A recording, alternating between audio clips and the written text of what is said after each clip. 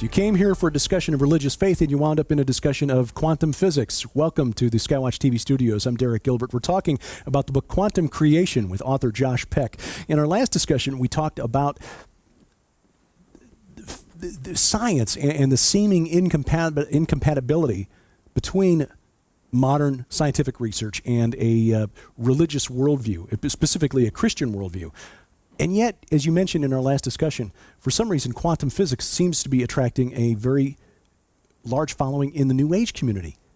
Why? Yeah, and it's been like that for about 100 years now, and it's definitely an interesting phenomenon. I think a lot of it is because the interpretations that are put on quantum physics. We have scientists that will even take an equation or look at a particle or look at things like quantum entanglement and say they'll put these really strange interpretations on it, such as, well, this proves if there is a God, he's not a personal God. It's just some force out there that we can't have any kind of interaction with. Mm-hmm. That falls right in line with New Age, which actually isn't really new at all. It falls in line with Gnosticism, and I get into a lot of that in the book too. And why? So I think that's why quantum physics is so attractive to New Age theology. There's a lot of room for interpretation, so they can easily put their own interpretation in there, and it falls right in line with what modern science is saying.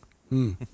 So the idea that New Agers are applying, the interpretation that they're applying to the work of quantum physicists is that somehow the action of our minds on inanimate objects can change reality. Is that correct? Yeah, and there's even been confirmed experiments on that. Now, this is just on a quantum level. This is very, very minor changes, but it does seem like based just on the power of our minds that we're able to manipulate certain things, but it's on such a small scale. It's nowhere near where New Agers and other people like that will blow it up to. I mean, we even have like the Word Faith movement and things that, where you basically create your own reality around you. Yeah. So we in the Christian community are not immune to this. Exactly. And so we have all these strange doctrines coming in because of things like that. But the reality is, even if we can manipulate something on some small level, it's not anything that we're going to, on a macro level, be able to experience. Yeah.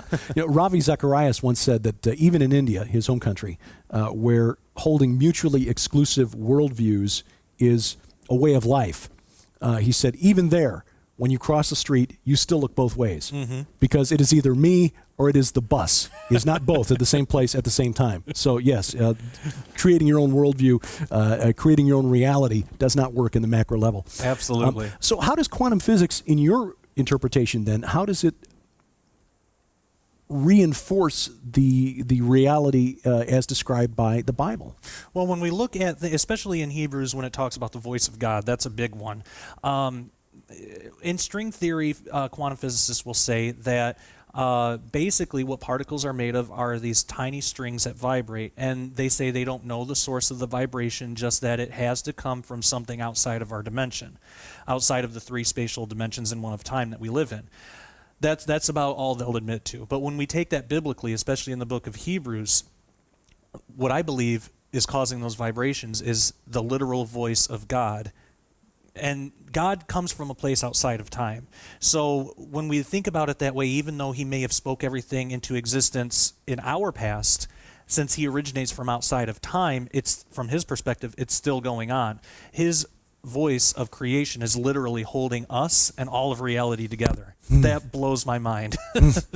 That is awesome. And speaking personally, because I have a love for a cappella harmony, specifically, 4-part gospel quartet, barbershop quartet, which I've done for years and years. And the harmony of the human voice working in concert is to me magnificent. But just imagining that the voice of God at this very moment as we speak is still resonating and vibrating and holding all things together is...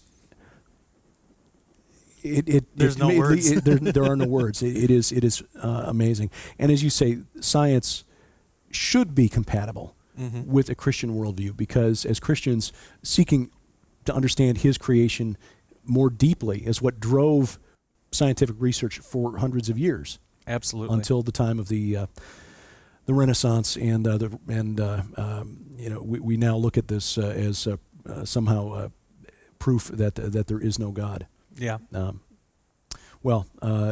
be encouraged. There is help on the horizon, and that is in the form of this book, Reclaiming Science from the Godless. Quantum Creation. Josh Peck, he'll be a guest on a future episode of Skywatch TV. Keep watching. I'm Derek Gilbert.